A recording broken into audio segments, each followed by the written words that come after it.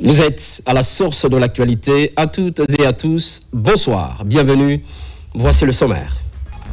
La coopération de la Guinée et la Chine franchit une nouvelle étape. En témoigne la signature d'un accord de partenariat d'une valeur de 100 millions de yuan. Cet engagement non remboursable cible les projets à fort impact social.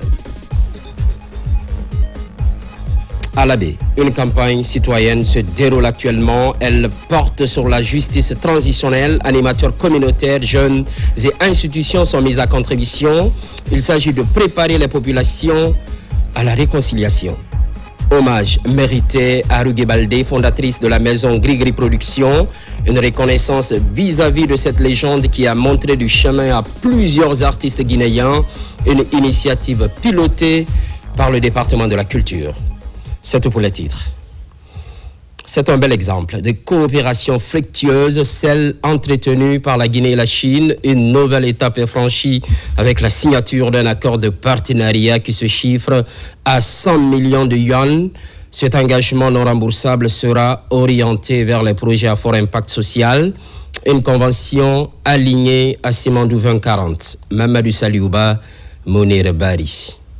La République de Guinée et la République populaire de Chine franchissent une étape dans leur coopération bilatérale. Les deux gouvernements ont procédé à la signature d'un nouvel accord illustrant la solidité et le dynamisme du partenariat entre Conakry et Beijing. Cet accord s'inscrit dans le prolongement des 10 conventions conclues lors du forum sur la coopération sino-africaine tenu en août 2024 à Beijing. Il marque également la mise en œuvre du 7e engagement issu du FOCAC, témoignant de l'avancement soutenu des actions communes entre les deux pays.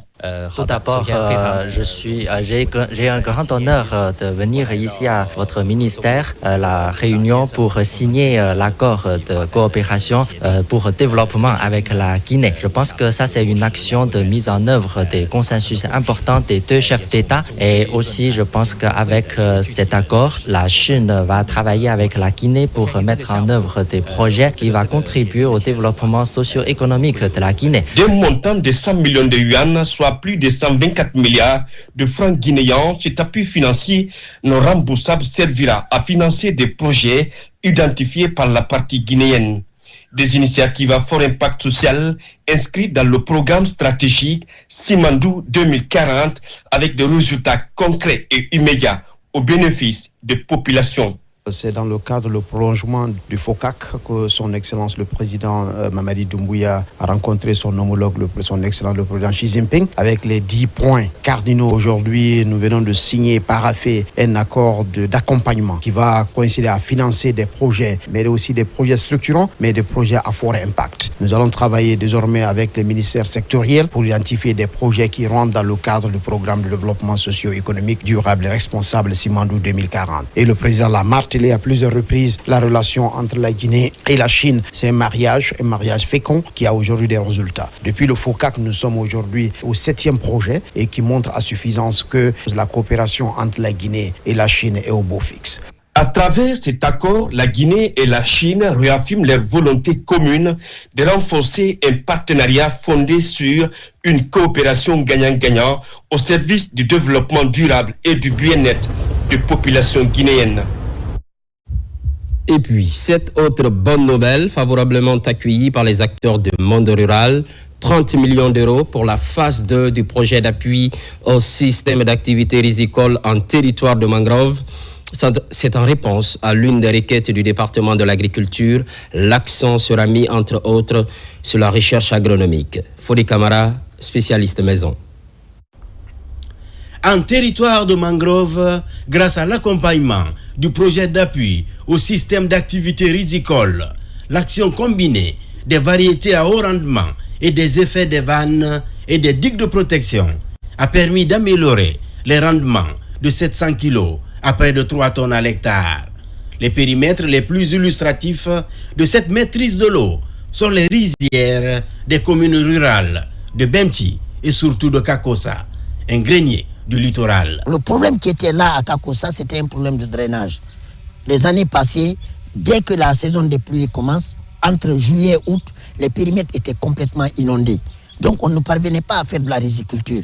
Mais avec la construction des ouvrages que nous avons eu à réaliser, des ouvrages de drainage munis de 4 passes, avec une section de 1,50 m par 1,80 m, avec des vannes à clapet automatiques, aujourd'hui, dès qu'il pleut, Kakossa est totalement drainé.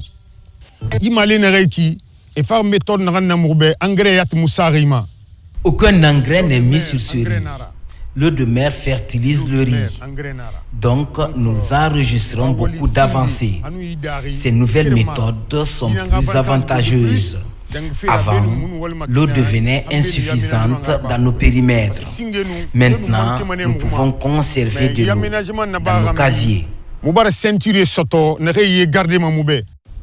Dans les plaines de mangroves des préfectures de la Basse-Guinée Nord, du Brikabo-Faboké et de la Basse-Guinée Sud, Koya et Forekaria, cette dynamique d'aménagement de plus de 6 000 hectares est mise en œuvre grâce à un soutien financier du gouvernement et de l'Agence française de développement.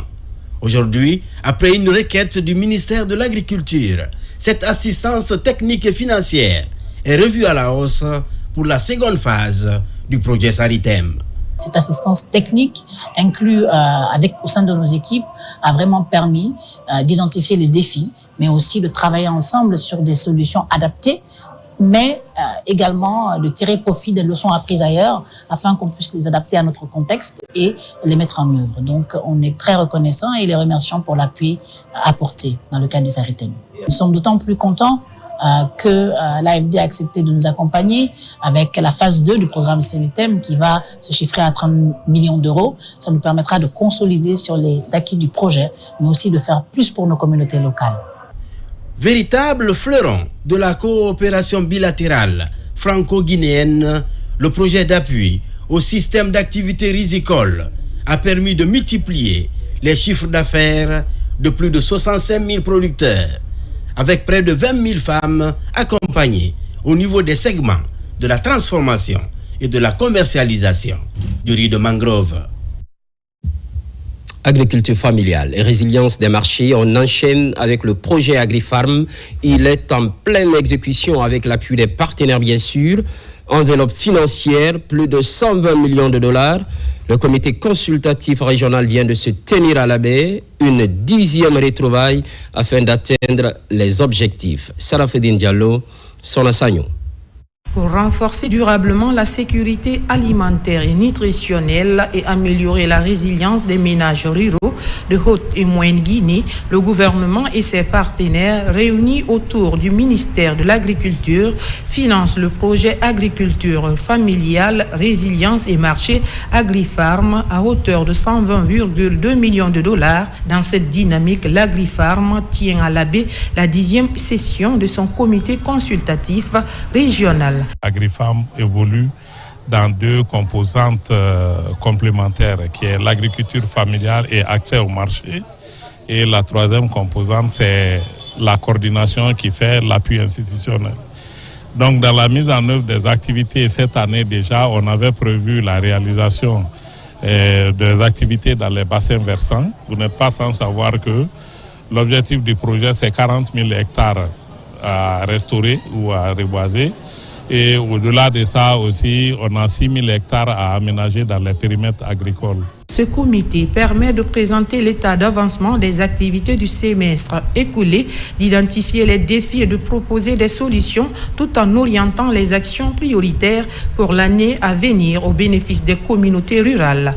Notre souhait le plus ardent, c'est vraiment que le projet porte fruit parce qu'avec AgriFarm, les bénéficiaires, nos producteurs, ils vont bénéficier des aménagements, ils vont bénéficier des intrants, ils vont bénéficier des outils et de la formation. Et vraiment, ça, c'est salutaire pour nous. C'est l'engagement du gouvernement que nous suivons sur le terrain. Et ensuite, nous sommes prêts à suivre auprès de ces collectivités l'évolution de ces activités. Il faut savoir que c'est des dividendes que nous récoltons après l'exécution de ce projet. Et là, nous sommes à côté d'eux. Nous les suivons pas à pas dans le cadre de la réalisation de ces projets pour avoir une atteinte facile, appréciable. À l'issue des travaux, les participants ont formulé des recommandations jugées satisfaisantes, portées par des contributions actives pour renforcer la lutte contre l'insécurité. À l'habit toujours, justice transitionnelle. Le concept fait l'objet d'une campagne citoyenne. Animateurs communautaires, jeunes et institutions sont mis à contribution. But visé, préparer les populations à un véritable processus de réconciliation. Sarafoudine Diallo, ici à Gaba. Traverser des moments de tension qui ont mis à l'épreuve la cohésion sociale. Pour y répondre, une campagne citoyenne sur la justice transitionnelle est lancée à l'intention des animateurs communautaires, des jeunes et des institutions. Objectif, restaurer la confiance et préparer les populations à un véritable processus de réconciliation nationale. On a découvert qu'on a plus de 4000 milliards de tonnes de fer et cela peut développer notre pays, faire en sorte que tout le monde puisse être heureux dans ce pays. Mais la base, c'est la paix, c'est la réconciliation. Dans ce contexte, la résolution des conflits de tous ordres privilégie la concertation, la conciliation pour obtenir la réconciliation, le pardon, la paix. Porté par le Centre d'innovation de recherche et de développement CIRD, avec l'appui de l'ambassade de France, ce projet vise à expliquer les principes de la justice transitionnelle et à promouvoir les valeurs de vérité, de justice, de pardon et de réparation. Il encourage le dialogue communautaire pour prévenir les conflits et renforcer le vivre ensemble. Nous avons tout dernièrement signé le pacte d'entente nationale pour la paix. C'était la première fois que la Guinée arrivait à mettre tout le monde, tous les acteurs, tous les coutumiers, tous les religieux qui représentaient toute la Guinée à signer un pacte d'entente nationale. Cela nous a permis de faire un travail de fond. Nous, ambassade de France, nous ne faisons qu'accompagner, que financer cette campagne. Donc c'est une excellente impression parce que nous avons eu ce matin dans cette salle de conférence du musée des jeunes lycéens, des étudiants, des autorités traditionnelles, des autorités institutionnelles. Et c'est comme ça que le dialogue doit se créer autour de cette priorité nationale qu'ont voulu les autorités de ce pays. Ces échanges entre le CIRD et les acteurs communautaires destinés à mieux comprendre et vulgariser la justice transitionnelle en Guinée se sont achevés à l'Abbé par une visite de l'ambassadeur au musée du Fouta. À présent, le contenu de ce communiqué officiel. Le premier président de la Cour suprême de la République de Guinée informe l'opinion nationale et internationale que, conformément aux dispositions de l'article 57 de la Constitution et de l'article 130 du Code électoral, la Cour suprême procédera à la proclamation des résultats définitifs de l'élection présidentielle du 28 décembre 2025. Cette proclamation aura lieu le dimanche 4 janvier 2026 à 17h précises dans la salle d'audience ordinaire de la Cour suprême. Sont conviés à prendre part à cette audience solennelle le président des institutions républicaines, le ministre de l'administration du territoire, la directrice générale des élections DGE, le président de l'Observatoire national autonome de supervision du référendum ONASUR, les candidats à l'élection présidentielle, les ambassadeurs et les membres du corps diplomatique accrédité en République de Guinée, les observateurs de l'Organisation internationale de la francophonie, OIF, de l'Union africaine UA et de la Communauté économique des États de l'Afrique de l'Ouest, CEDEAO. La Cour suprême attache une importance particulière au respect de la ponctualité et au caractère solennel de cette cérémonie qui constitue une étape majeure du processus démocratique et du renforcement de l'état des droits en République de Guinée. Fait à Conakry le 3 janvier 2026, le premier président de la Cour suprême, Fodé Bangoura. Au chapitre éducation, on s'intéresse à la toute première école de Oudoumakoro, une contrée de la sous-préfecture de Tigniran. Ce temple du savoir fait peau neuve après plusieurs décennies de délabrement, une rénovation grâce à la main généreuse d'un fils de la localité, coût de réhabilitation, plus de 100 millions de francs guinéens. Moussa Komara. Cet âge, Ils sont tous allés à l'école ici à Oudumakoro. Mais dans ces villages primitifs des Sako, l'accès aux infrastructures pédagogiques reste un défi important. Une seule école pour 6 000 habitants. Ici à Oudumakoro, nous avons l'insuffisance d'enseignants. Nous n'avons pas d'école. Une seule école pour tout le village depuis l'indépendance. Il faut que les autorités nous aident. Construite en 1992, cette première et unique école publique d'enseignement général de Oudumakoro, longtemps fragilisée par le temps et le manque d'entretien, ne répond plus aux attentes. Les murs fissurés, toitures abîmées, salles de classe sombres. Bref, les conditions d'apprentissage étaient difficiles. Aujourd'hui, elle connaît une véritable renaissance, salle rénovée, lumineuse et accueillante. Avant notre travail ici, on peut dire que ce n'était pas facile. Dans les salles de classe, il faisait excessivement chaud. Avec l'effectif qu'on a, donc vraiment, ça nous gênait à Nemo. Avec le plafonnage, d'ailleurs, ça a diminué totalement la chaleur. Il y a le courant, même la nuit. Je travaille avec mes élèves, je suis fier. À l'appel des habitants, cette école a été rénovée par ses fils ressortissants, devenus l'égérie de la nouvelle génération. Et c'est l'objectif, offrir des infrastructures adaptées pour encourager l'éducation des enfants dans cette zone affectée par leur paillage. En regardant l'établissement dans cet état de délabrement, j'avais eu les larmes aux yeux. Parce que c'est ici ma source. C'est ici que j'ai appris tout ce que je sais aujourd'hui. Maintenant, quand le directeur de l'école m'a appelé, il m'a montré l'école, il m'a montré le tableau-banc, tout est ravagé. Le sol, il n'y avait que des trous. Et puis, j'ai demandé de faire le devis. On a fait le devis qui a coûté 115 millions. J'ai directement payé les 115 millions. Tout le monde s'est mis au travail. On était à 1 mois de l'ouverture. J'ai dit, d'ici l'ouverture, l'école doit être dans un parfait état. À Oudumakoro, la rénovation de cette école est une bouffée d'oxygène. Mais l'insuffisance d'enseignants demeure une préoccupation majeure pour les habitants.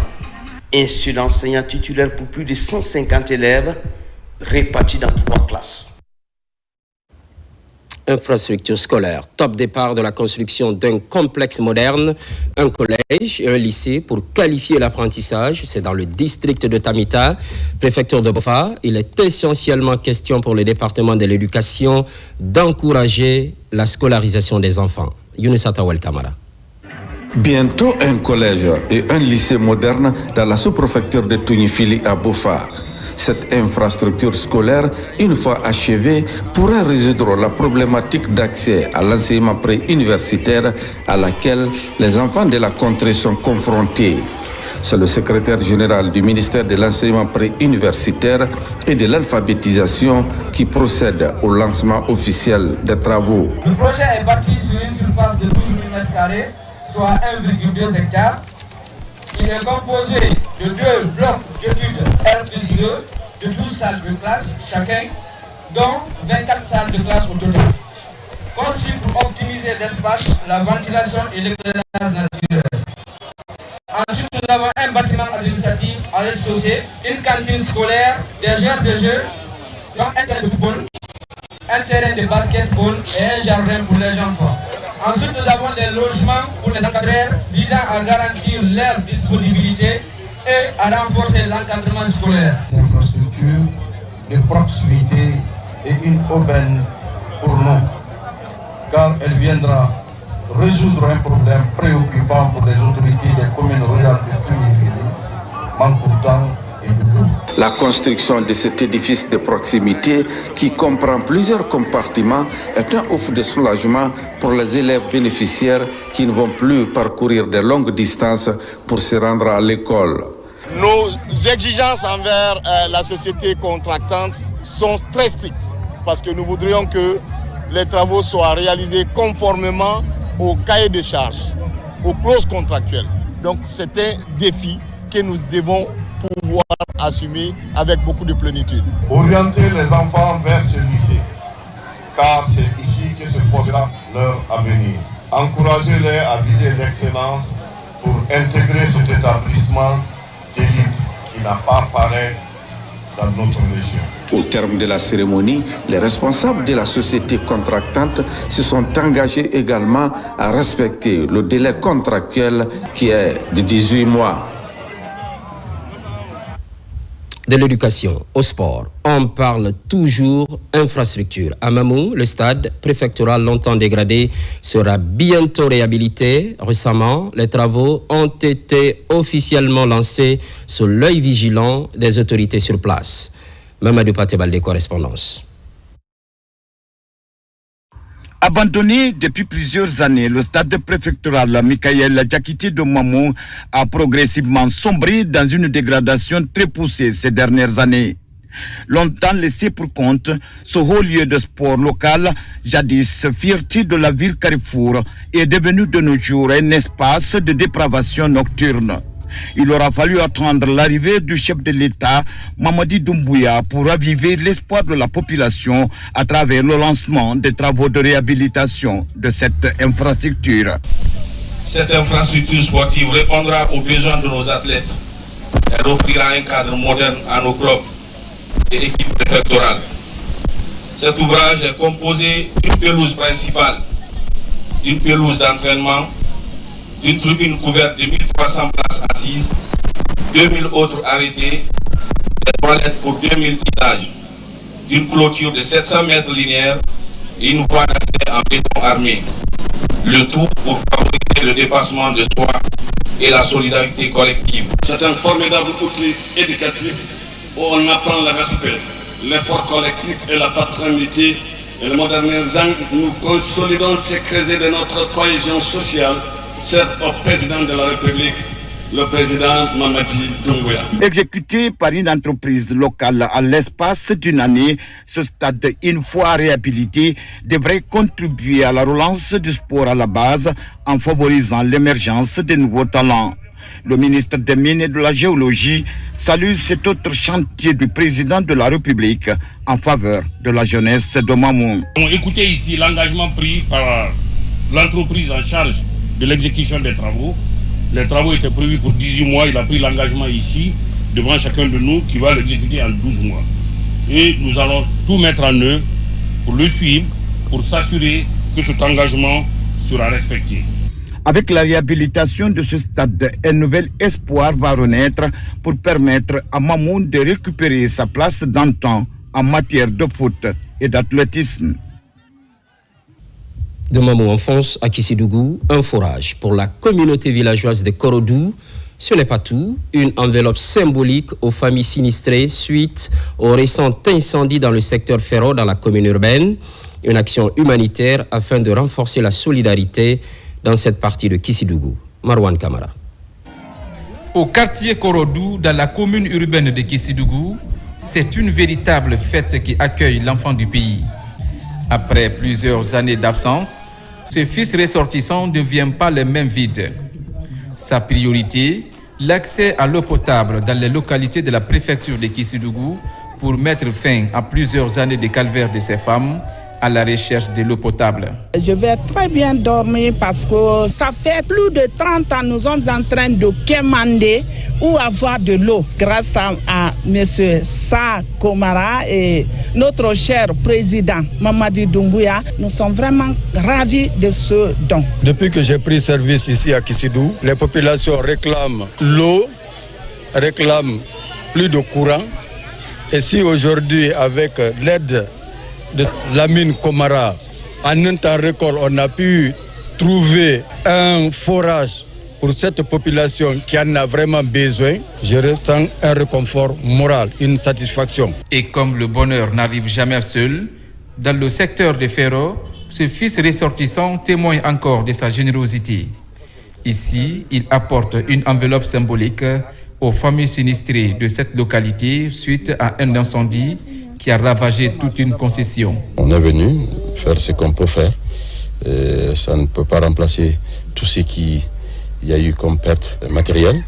Mais le plus important, c'est d'être à leur côté. C'est un moment très difficile parce que nous avons visité l'intérieur du bâtiment. Il faut le dire, ils ont tout perdu, mais ils n'ont pas perdu l'espoir. Et nous prions que l'après, ça soit encore du bonheur. Vraiment pour cette famille, mais aussi pour la population de Kissidougou. Je suis dépassé de joie par rapport à l'assistance de tous les ressortissants fils de Kissidougou, résidents à Conakry, pour tout ce qu'ils ont fait pour nous. Vraiment, on était dans les problèmes. Mais aujourd'hui, grâce à leur soutien, je peux dire Dieu merci. À travers cette double action de générosité, développement et solidarité se conjuguent tout en rappelant l'importance de l'engagement citoyen pour le bien-être collectif. Place à la culture. Sur fond de reconnaissance de l'une des légendes vivantes de la Guinée, il s'agit de Rugui Baldé, fondatrice de la maison Grigri Productions. Elle a dans son escarcelle plusieurs artistes guinéens valorisés. C'est une cérémonie d'hommage organisée par le département de la culture. Ousmane Ba, images et témoignages. C'est une première, une soirée de reconnaissance entièrement dédiée à Rugui Baldé pour son soutien sans cesse à la musique guinéenne à travers sa structure Grigri Productions. Une maison de production qui a fait sortir de l'ombre toute une panoplie d'artistes qui ont fait la fierté du pays depuis plusieurs décennies. Ibro Diabaté, Missia Saran, Ablos Touré, Lama Sidibé, pour ne citer que ceux-là.